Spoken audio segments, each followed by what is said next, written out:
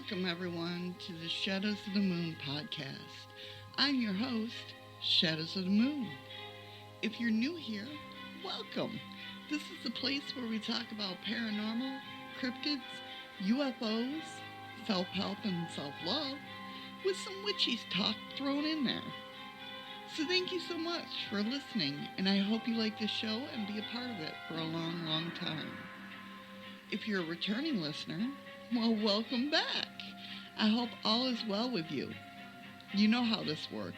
Grab yourself a drink, come sit by the cauldron, and let's shoot the shit for a while. And remember 3 things. 1, new podcasts are every Tuesday. 2, we go live every Thursday on YouTube, DLive, Twitch, and Facebook, just to sit around and, once again, shoot the shit live. So come on by and jump in the conversation. And 3, if you would like to share a story, you can find all the links over at shadowsofthemoon.net, and everything you need is right there at your fingertips. And of course, links are always down in the description. So let's get this show on the road, guys. Hey everybody, what's going on? It is Shadows. I am back. Finally, over my C word. That doesn't sound good, but you know what I mean. I had the vid, I had it for a couple weeks, but I'm back. I might, my voice might sound a little bit strange, but it's only because of the fact that I'm still having a little bit of a lung problem. I'm okay. I'm fine. It's just lingering. So if I have to catch my breath, I'm trying not to have the microphone up my ass because, I don't want you guys to hear me breathe. But if you can hear any of that stuff, I apologize. But I am back. What is going on? And today we are talking about haunted objects. Now, let me tell you something. I've done many of shows that we've talked about haunted objects before. But doing research on this one, let me tell you something. I realized that there's a lot more haunted objects in this world than I thought. Excuse me. What I mean by that is there is just a lot to get to today. So first, let's go ahead and get to the news of the week. So the first thing that popped up when I was looking for news was a woman captures Bigfoot on a trail cam. Now remember, all of these links are in the description below or over at shadowsofthemoon.net. There's going to be quite a few links and pictures this week as all the haunted items and things that we've discussed. So let's get to it. So a woman who had been checking a remote trail cam in Washington State came across something unexpected. When Carolyn Day ran through the images captured on a remote woodland camera set up in Washington's Snoqualmie Valley, sorry if I butchered that, she expected to see deer, bear, cougars, other wildlife.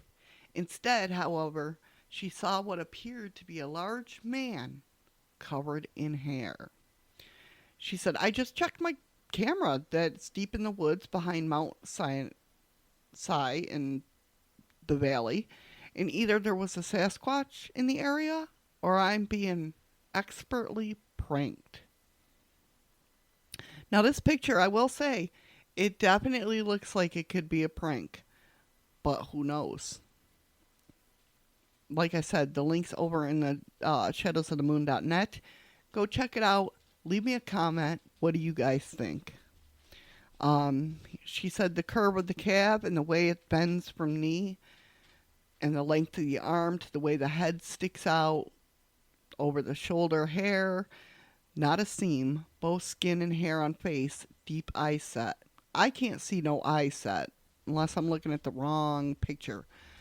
But because the picture I'm looking at is a profile. And because of the sun glare and everything, you can't really see anything. But the image shows, she says, the mysterious figure entering the frame from the left-hand side of with the bright sunshine streaming through the trees, illuminating one side of it. There does appear to be a hint of hairiness in the figure. It does. I'm not going to lie. However, it's unclear as to whether it's a creature or simply someone wearing a thick coat and hood. It, I will say the picture definitely looks human. It looks from the trees around it and everything, it looks like a human, but I will say it does look hairy. It does look furry all over it. You know, not our kind of hair. Maybe the top, but the body hair does look pretty furry. I don't know. You guys check it over. Check it out. Leave me a comment. Let me know what you think. Our second story comes from Unexplained Mysteries. And you know that cute little sheep from, Shaun of the Sheep? The count the sheep before bed. What's that commercial? I forgot what commercial it is. It'll probably tell me. But anyway, Shaun of the Sheep will be flying around the moon on Artemis I. How cool is that? ESA has announced the sole crew member of Artemis I, and it's an animated sheep made of plasticine. The inaugural flight of NASA's Orion spacecraft, which will fly around the moon before returning to Earth, won't have a human crew, but that doesn't mean that there won't be anyone on board at all.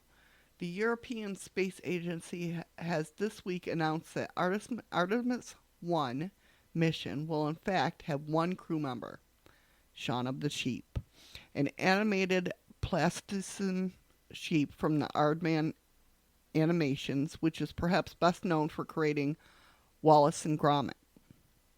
The character, who hails from Mossy Bottom Farm near London, will hitch a ride on ESA's European service module and will voyage where no sheep has gone before. This is an exciting time for Shaun and for all of us at ESA, said ESA's Dr. David Parker. We're Woolly, get it? Woolly, Woolly, very happy that he's been selected for the mission, and we understand that although it might be a small step for a human, it's a giant leap for mankind. And if all goes planned, Artemis I will launch either in late August or early September. How cool is that?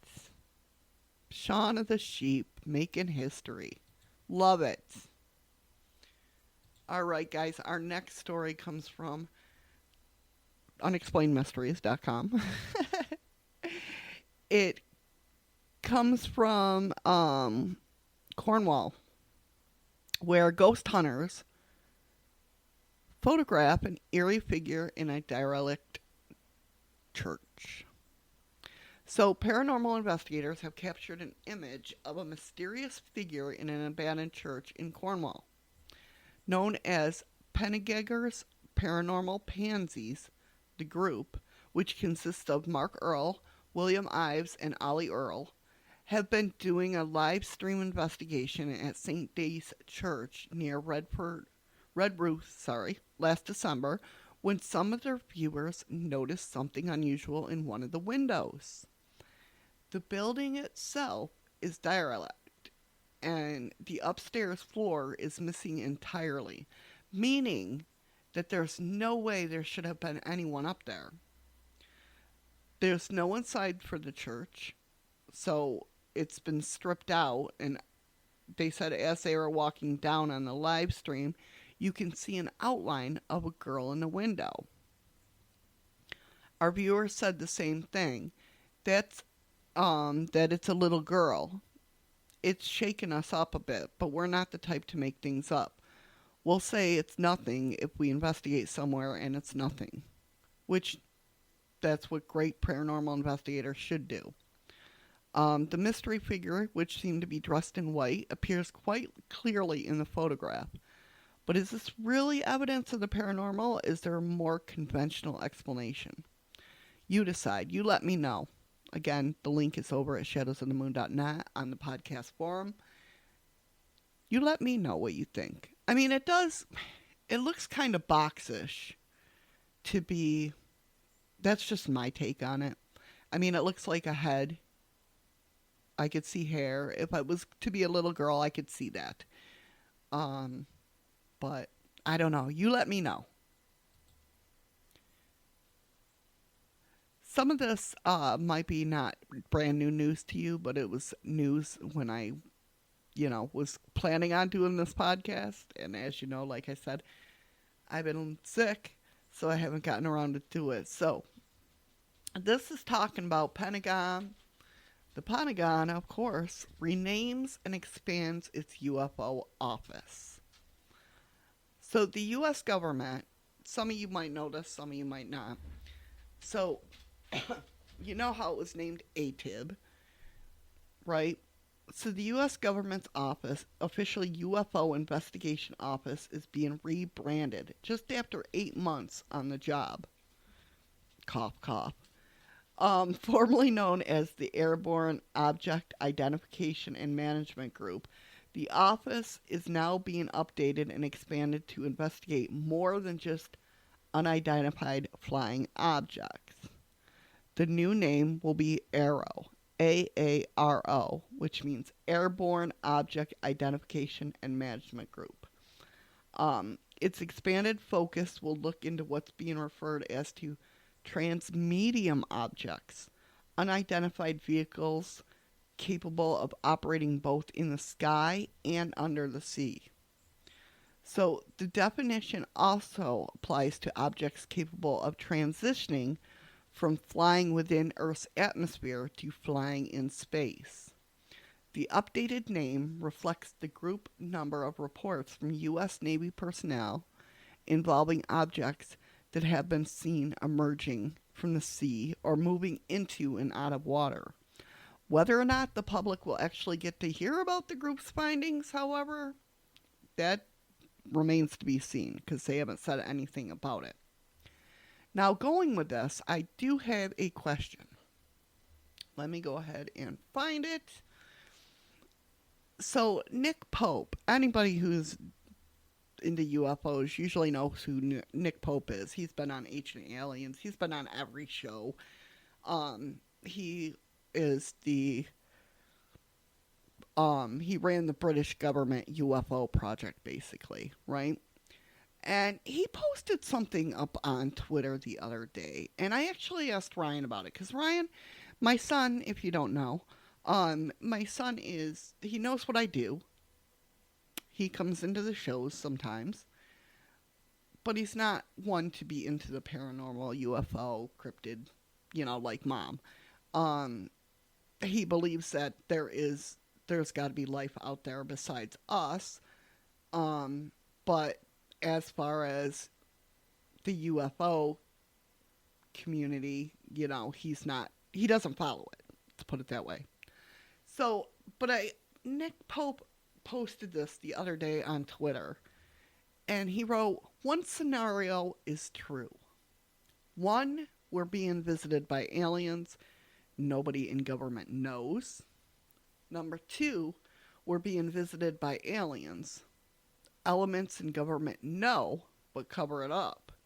And three, we're not being visited by aliens. Elements in governments are pushing a narrative that we are being visited. So one of those scenarios is true. Which one do you think it is? Ryan, who is in the National Guard, obviously he's been in 5 years. Thinks it's number two. We're being visited by aliens and elements in government know, but are covering it up. Now, like I said, he's not a big UFO buff like his mom. Excuse me, sorry. But I thought it was interesting to ask him, what do you guys think? And why would Nick Pope post this? Do you know what I mean? I just think it's odd that somebody that, has a take on the UFO, has been in the British government's UFO project, post something like this without just coming out and saying it. I mean, I don't know how it is in the British government, but I don't know if he like um it was explained to me that like when you get out of service, you still have clearance for 5 or 6 years usually. Your specific clearance, right? So I don't know if the British government is the same. I don't know how long Nick Pope has been out of the government. Um, and if he still has clearance over there, obviously, I don't know how that works because I'm not from Britain or Europe or anything like that. So I'm not sure. But I just think it was odd that you know, he posted that. I don't know. Maybe it's not strange to you. Is it strange to you? Let me know over in the podcast forum. I'd really like to hear from you guys because I just thought it was weird. I'm just like, it has to do with the new photo that was shared and everything like that, obviously, but I don't know. I just thought it was weird why somebody would post something like that, especially Nick Pope. All right. Anyway, moving on. We have a CCTV footage of a weird stick thin creature. Okay? Now, I watched the video. I don't know, guys. It could be a very skinny human, but it looks too skinny, if you know what I mean, to be human. Anyway, a strange and somewhat questionable video has emerged online showing a mysterious alien-like figure. The footage, which was reportedly captured by a security camera in Red River, George, Kentucky, was posted onto Facebook by a user going by the name of Douglas Windsor McLoney III. McLoney? Loney. I don't know. I'm sorry if I butchered that. The third. This thing was caught on a security camera in one of the cottages up in the gorge, he wrote. It doesn't move like human. It moves almost like its kneecaps are backwards, which it kind of does. I watched the video, and like I said, it'll be posted over at shadowsinthemoon.net. The footage itself, which is in black and white, shows a stick-thin humanoid making its way slowly up a driveway before gingerly sidestepping towards a parked car. Throughout the video, it seems to maintain an unnatural semi-crouched stance. Skeptics argue that the creature is either a fake using computer imagery or digital manipulation of a real person. Whatever the truth of the matter, the video is definitely unusual. So head on over there and check out that. And what do you guys, definitely let me know what you guys think. All right. Our last news story of the day is mysterious sphere falls from the sky over Mexico. Now, this kind of goes with what I posted a couple weeks ago about this podcast that I had watched that could explain elementals, could explain the grid from Thoth, or Toth, whatever you call them. There's a lot of mystery around these spheres, these UFO spheres, right? And one person claims to think that's what's making hauntings happen in houses and in, abandoned places. What we're seeing in the sky and basically like will-o-wisps and stuff like that are these metal spheres. Now, he's had one, he didn't have one. He went and saw one. And I think it was the same one that I saw on a program long ago where the father had passed away and it was kept in a garage or a storage unit. And they didn't know what it was, but they didn't want to give it away. It had a strange vibration to it and everything like that. I don't know if that's the one that, I think his name's Patrick Jackson or Johnson. What he went and saw. But if you ever see the sphere that's outside of the Vatican, He believes that's one of them. And he says that they're hiding them in plain sight. Now, he thinks these are what's doing these hauntings. And I will link up the podcast that I watched, or the video cast, whatever, the live that I watched with him talking about it. And it's very interesting, and I believe that could be possible. Because he talks about how, like, up in the sky, when we see these spheres, there's always 3 of them. And he says they're the good guys. Basically, these spheres are the good guys, right? He doesn't say, I don't think, whether they're being manned by anybody, but it's like an entity. And these spheres, the only reason we see them when they do turn on is because they're communicating with each other about something. And about something being in our field. And like the 3, usually you see 3 of them in the sky because they have something in the middle of them that they're getting rid of. Whether they're shooting it down, whether they're, I don't know, making it evaporate, I don't know. I don't know what they're doing, but they're doing something. They got this entity or the spaceship or whatever trapped. That's why there's always 3 of them. Now, the ones in the haunting, and like I said, go back and listen to the podcast to get it right. But the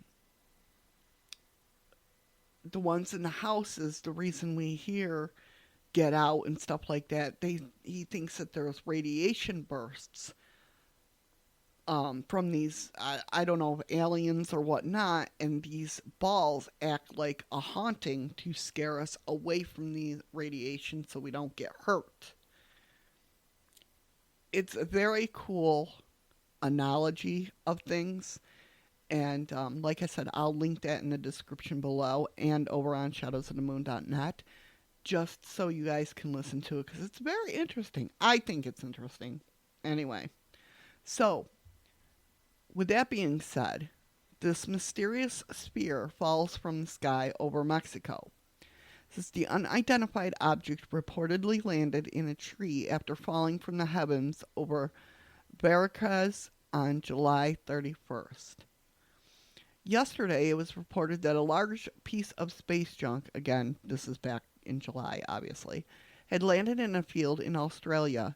And now it turns out that something else has descended from the sky over the weekend. A solid sphere that fell over Mexico has since been generating quite a lot of discussion and debate on social media. TV meteorologist Isidro Cano Luna has been leading efforts to get to the bottom of the mystery. According to his Facebook post, the object is made of either metal or hard plastic, and it appears yellowish in color, with what appears to be some sort of antenna sticking out of the top. Despite the intrigue surrounding it, however, many social media users have been quick to dismiss it as little more than a piece of space junk from a defunct satellite or spacecraft. A specialized team at the Secretary of Navy of Mexico and or the Secretary of National Defense needs to collect it and turn it into a special study, Isidro wrote. He also warned locals not to touch it in case it turns out to be radioactive. The original post and photographs will be able to be viewed, like I said, they'll be posted down below in the description or over on shadowsofthemoon.net. So, pretty interesting to me that one of these balls fell out of the sky. Think it's weird it came after Patrick had made his, inquiry, or his theory, I guess. But who knows? I don't know. Maybe. With that being said, that is the conclusion of our news portion of this podcast. Now, let's get into what you're really here for. The haunted freaking items. Because there's a lot of them. Some we know. Some I had never heard of before. And all the links will be down in the description below. Alright guys, let's go ahead. Before I get started on the cursed items, I'm gonna sit here and toot my own horn for a little bit. For a minute. Just for a second. Excuse me. Listen, there's a couple different things I've been working over on shadowsofthemoon.net. We now have a newsletter. If you are a part of either follow me on Twitter or Facebook or whatnot, you'll see the link for the newsletter, which lets you know all the different things that have been added to Shadows of the Moon for the week. It's a weekly newsletter. Everything that I do during the week will get a nice little newsletter of all the new things added. Say, for instance, if you are just a podcast listener, well, on my YouTube, I have daily intuitive vibes, which are videos that basically I throw some tarot in there with the planets, how they're mucking up our universe. Like today,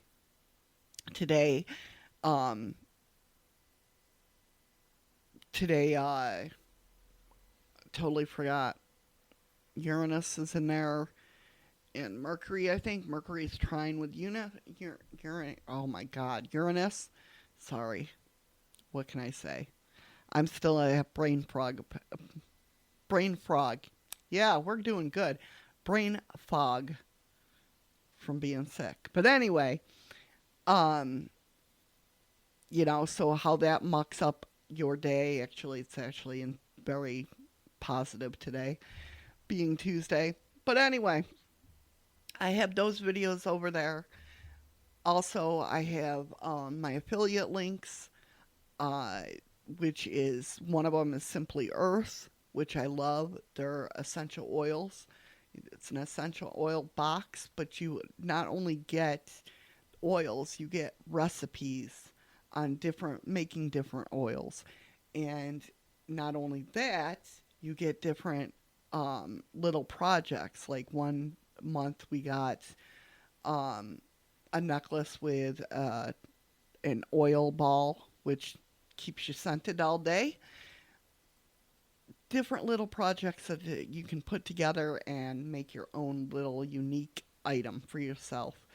Not only that, one of the things that I absolutely love when I do sponsorships, I look for little things that, go, oh, all right. This is one of them. 13% of their profits go to end human trafficking, which I absolutely love. Not only that about Simply Earth, essential oils.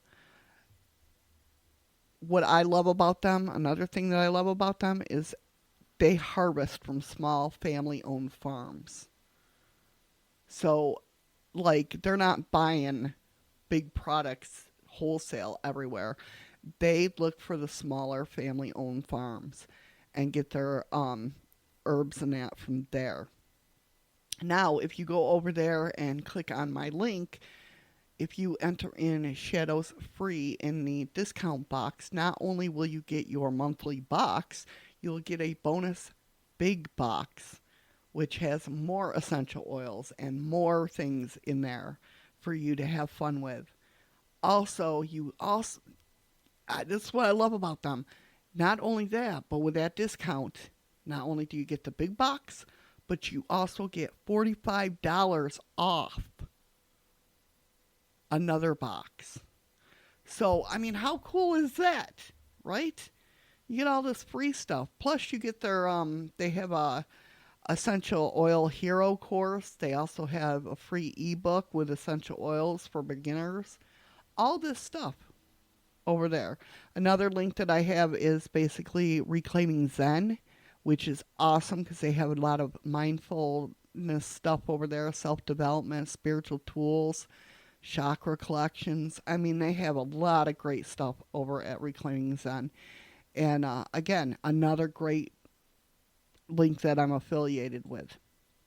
The other one is Tamed Wild. Tamed Wild is a subscription box, but they have different choices of subscription boxes. And so, yeah, they're just really great. And also, profits from there go to plant trees. So, all right, enough about shadowsofthemoon.net. Head over there, see what's new over there. Of course, we got the forum boards, whether it be the Shadows forum boards, which is all witchy stuff and different information, really cool stuff. We have the podcast talk, which that's where you'll find all the links and everything like that. If you donate to the page, you get put on a huge thank you page that has your name up there if you donate monthly or just regular donation. Your name will go up there. And then everything else that goes along with it. So head on over to shadowsofthemoon.net. And if like I said, if you want to sign up for the newsletter and see what you're missing, for the week, I will put that down in the link below, in the description below. All right, so let's get back to what you're here for. Haunted objects and cursed objects. The first one that we have is the cursed dresser that killed 18 people. What? Yeah, I know, crazy, right? So this story is considered completely authentic and can be traced back over a century and a half. As almost as all of these years, the chest of drawers was kept by the descendants of one family. So the conjured chest, described as one of the most deadly pieces of furniture ever. The Museum of Historical Society of Kentucky, USA, houses a seemingly unremarkable chest of drawers made of 4 Empire mahogany drawers. Of course, the link will be over on shadowsofthemoon.net, plus down below in the description for the photos. You can look at the photos. Pretty wild. So what happened was a cruel curse is associated with this dresser, the history of which dates back to the 1830s or 40s. Now, in 2017, the story of a cursed dresser was published in The Conspirated Dresser, The Cursed Family of Old Kentucky by Beverly Main Kunsel, who heard the story from her ancestors. It all started with the fact that a certain rich man named Jeremiah Graham ordered his black slave Remus to create a chest of drawers in which things were to be stored for Graham's first child, whose birth was expected in a few months. For some reason, Graham was so unhappy with the outcome that he beat Remus to death in anger. Other slaves decided to avenge the death of the relative and perform a witchcraft ritual over the chest of drawers. They sprinkled it with owl's blood and imposed a curse that killed any person whose clothes were put in the chest of drawers. The first death, not counting Remus's, associated with this chest of drawers was the very firstborn Graham, who suddenly died shortly after birth. Whether Graham knew about the curse or not, it's not indicated. But it is known that after that, Graham handed the chest of drawers to his family. After that, those people whose clothes were kept in the chest of drawers began to die in the family. However, not all died, some only because very ill and were seriously injured under unspecific conditions. Only after at least 16 people died, someone finally suspected that something was wrong with the chest of drawers. By that time, the chest of drawers was kept in the family of Virginia Hudson Cleveland, who inherited it from her grandmother, Elsa Gregory. Cleveland somehow found out about the curse and decided to remove it, contacting her maid Sally for this. Sally decided to use a ritual with the dead owl, and according to the terms of this ritual, if the curse is lifted, then either Virginia or Sally must die. Well, Sally passed away shortly after that ritual. Since then, the old owl feathers still lie in one of the drawers of the dresser. However, it is unclear if the spell has been completely lifted, because since then, no one has stored their clothes in the dresser anymore, of course. So they don't know if it's still active.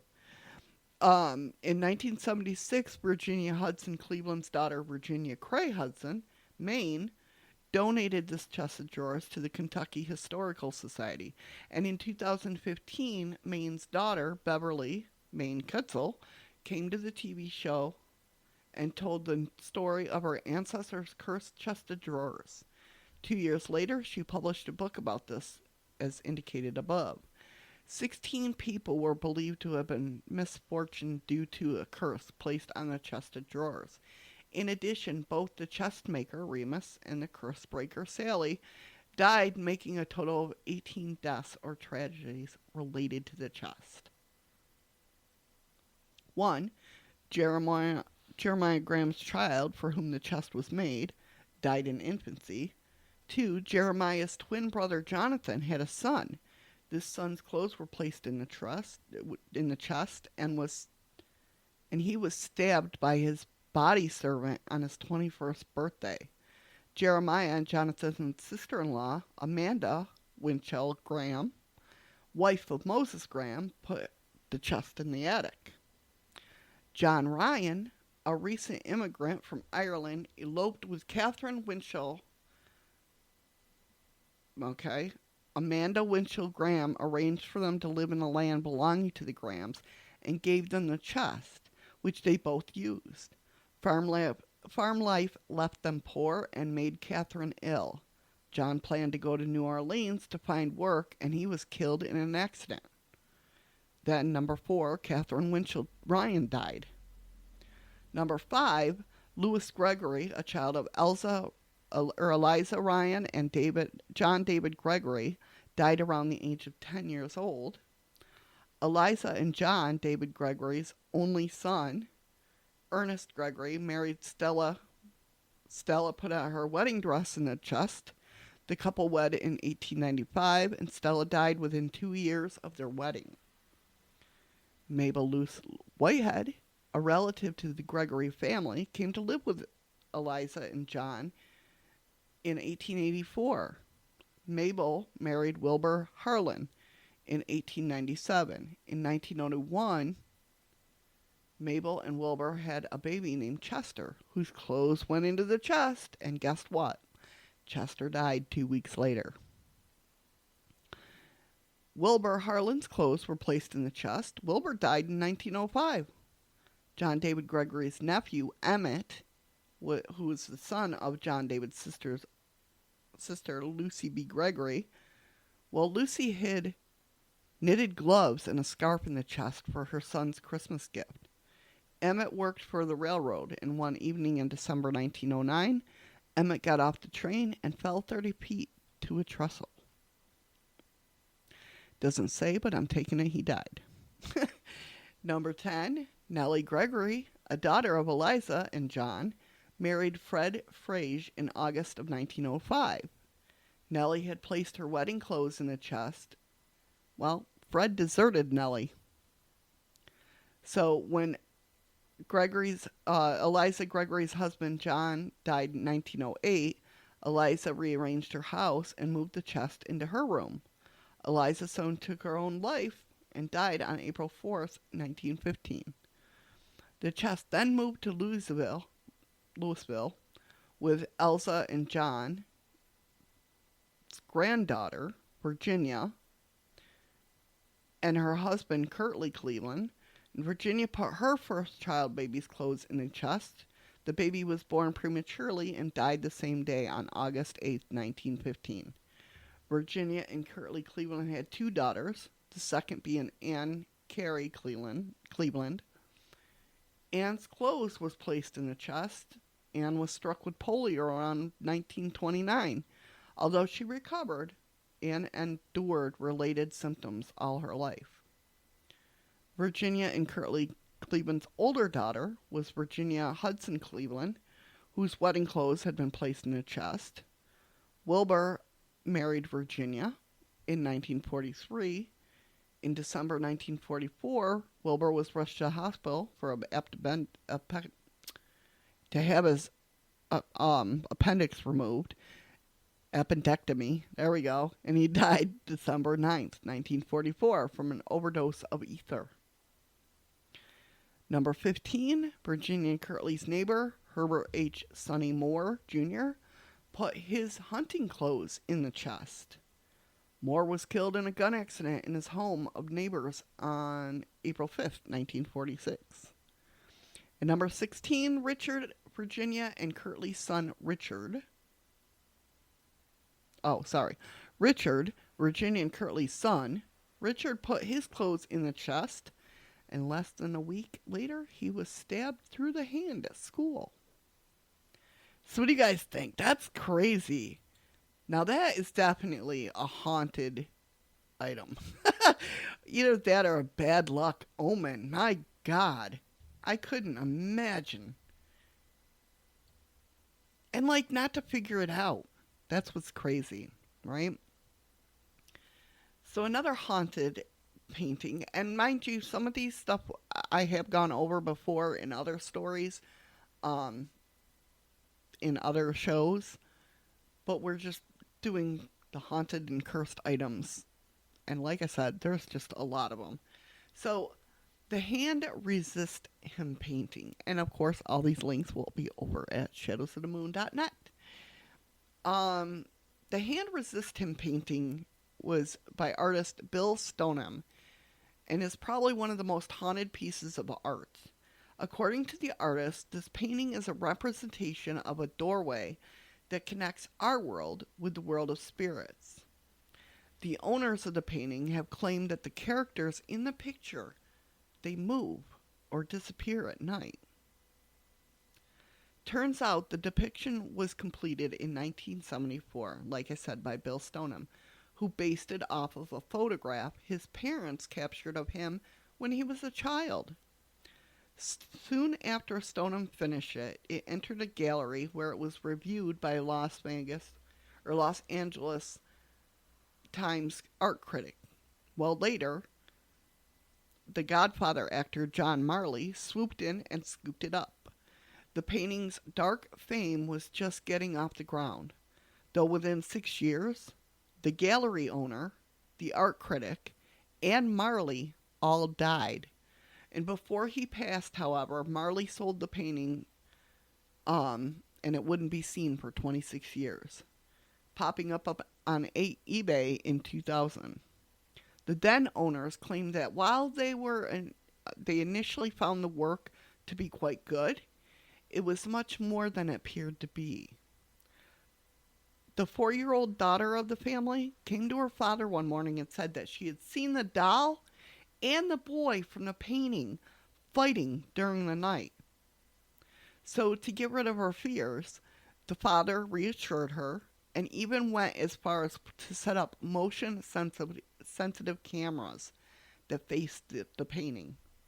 However, he claimed in the eBay post that when he looked back at the footage, he saw that the boy crawled from the painting, forced out by the doll, whose mysteriously handheld object had morphed into a gun.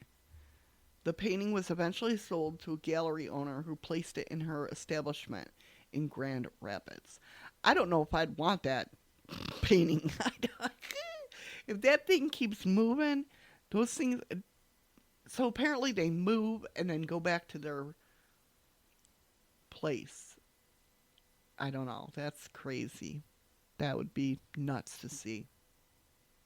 The next one up is the cursed mirror. Some of you guys being paranormal investigators have heard of this. And that would be the Myrtles Plantation in Louisiana, USA, is said to be one of the most haunted places in the world. However, the most spooky item in the house is the mirror. Locals claim that the mirror is cursed and that the spirits of Sarah Woodruff and her 2 children, who were poisoned by their slave Chloe, are trapped inside. Number 3, Baker's wedding dress. Inside the Baker's mansion in Altoona is the wedding dress of Anne Baker, who fell in love with an ironworker. Legends claim that inside the Baker mansion in Altoona, legend claims that Anna eloped from her home to get married to her lover, but her father forcibly brought her back and locked her in the bedroom. She then refused to marry anyone else and spent the rest of her life alone.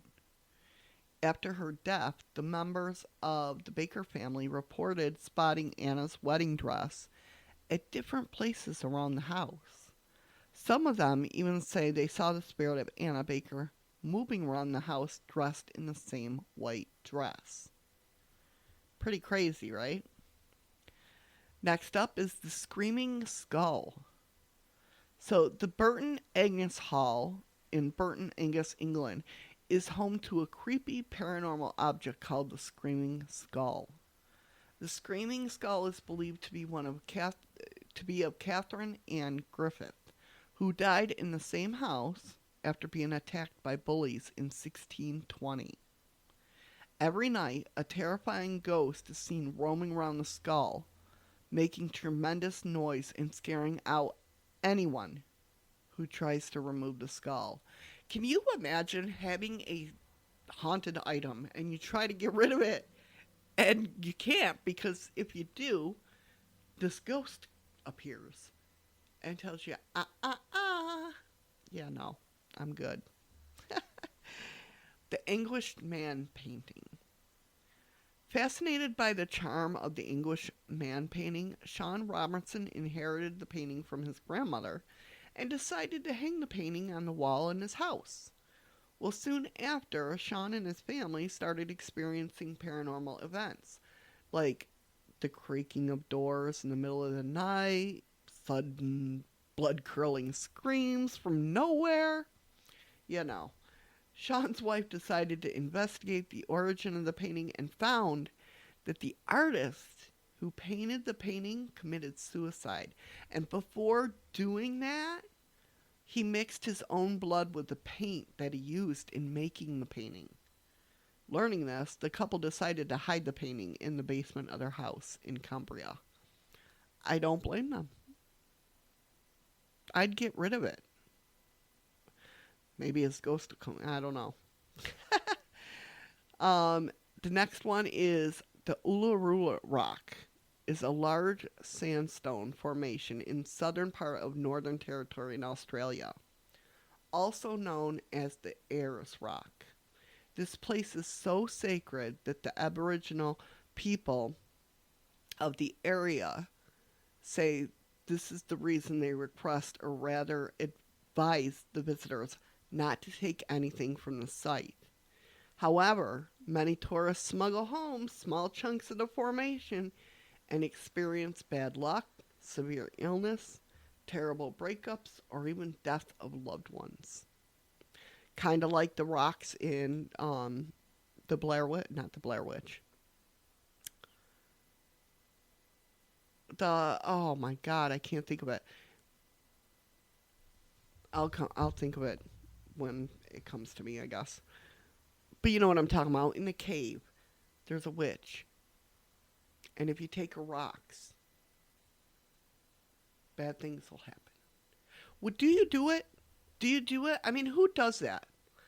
Like, you know me. I don't believe in evil. I don't believe in evil spirits. I don't believe in stuff like that. I believe people have experiences of that. Yes, I do believe that. But I think it's from something else. And I won't, like, anything superstitious, I won't do. And maybe that's why I've never experienced evil, is because I respect it. I learn about it, I research it, and maybe that's why. But I don't know. But either way, I'm not taking a rock from there. I'm not taking a piece of Aries rock. It's out of respect. So is it the skeptics that nothing's going to happen and take a rock and things happen? That's what I want to know. Like, what's the percentage of skeptics taking the things and things happen, and then people that believe taking the things? I think if you believe, you're not taking the things, right? I don't know. The next one is Pechi Island. And I might be saying that wrong. of course, you know. One of the world's most famous cursed islands, the Pesci Islands, is a little uninhabited Canadian island in the Detroit River. A French Canadian family by the name of Laforts established a homestead on the island in the end of the 18th century. They lived on the island peacefully with the natives.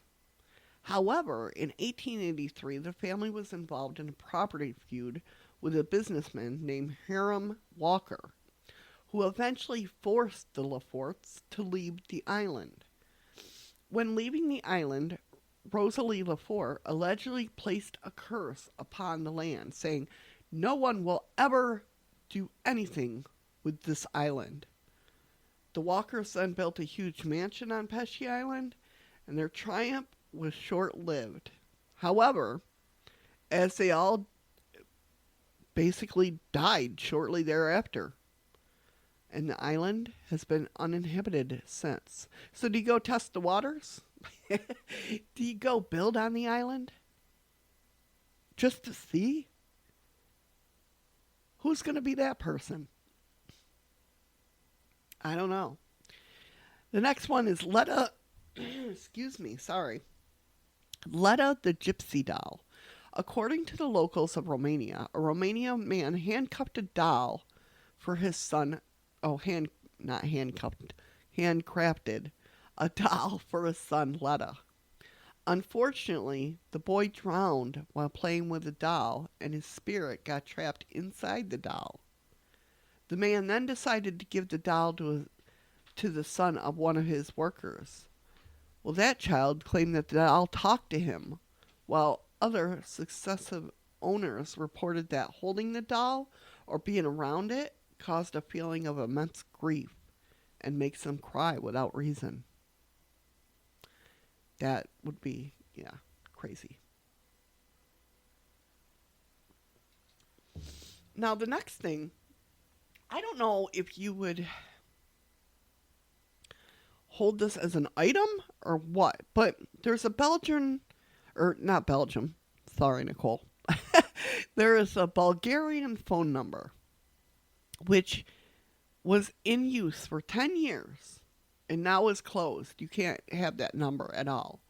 Whether you consider this an object or not, it's up to you. But it was just too wild to leave off this list. In short, several people who had the phone number 0888-888-8888 have died in pretty intense fashions. So the number's first holder, former Mobitel CEO Vladimir Gershov, died of cancer at just 48 in 2001. So then, of course, the number was passed to a Bulgarian mob boss who was shot and killed by an assassin in 2003. After that, the number became a businessman, Konstantin Dishlav's, until he was fatally shot outside a restaurant in 2005. The number was suspended after that, and the mobile phone company, Mobitel, did not provide details as to why. Now, do you guys think that this phone number could be haunted? And that people that get it, die? Or do you think it's just a coincidence? I don't know. I'm on the cusp about that. Really am. I don't know. So the next one, of course, there's a couple I'm leaving off, which is the Crime Boy painting, which we've talked about before, and Robert the doll. Everybody, and Annabelle's another one. Everybody basically knows about them. The ones that I'm trying to do today, there are still the Hope Diamond, Thomas Bisbee's chair. A lot of people know about them as well, but some don't. So the Hope Diamond is in Washington, D.C. It weighs 45 carats. It's a violet color. And the status is basically it's perhaps haunted. So the Hope Diamond, of course, is one of the most famous diamonds in the world. So maybe this isn't so surprising. Although many have speculated that reports of a curse are simple efforts to increase the object's air of mystery. Let's see what happens. What do you guys think? In its earliest form, the diamond, which was most likely cut from a mine in India, is said to have been stolen from a statue. That it was one of the statue's eyes and it was plucked right out of there. This thief was subject to an extremely unfortunate death. So this kicked off what seemed to be a string of upsetting fates for many of the individuals who owned or even touched it over the years. Jacques Collette died by suicide. Princess de Lamballe, I hope you didn't hear my dog fart, but if you did, I'm so sorry. Princess de Lamballe was killed in a massacre in the French Revolution, and merchant Jean La Trabonnel was mauled by wild dogs, just to name a few. You can breathe a sigh of relief, though, because since Harry Winston donated the diamond to the Smithsonian in 1958, the alleged curse seemed to have been stopped. No, I just don't think anybody owns it to be cursed by it. So, therefore, you know. Of course, Thomas Busby's chair, popularly known as Busby's stoop chair. This wooden furniture is cursed by the spirits of Thomas Busby, who is known to ruthlessly murder people. Before getting hung for his crimes, he requested to have a meal in his favorite local pub. And upon finishing his meal, he stood up and said, "May sudden death come to anyone who dares sit on my chair." And ever since then, 63 people who dared sit on the chair met untimely and terrifying deaths. Later, the owner of the pub donated the chair to the Thirsk Museum in UK, and it's still there. So talk about manifestation. Do you think that all that energy of, I don't know, was it him killing people who sit in his chair? Or is it the manifestation of the dark energy? That's crazy. 63 people. 63 people. That's a lot of people.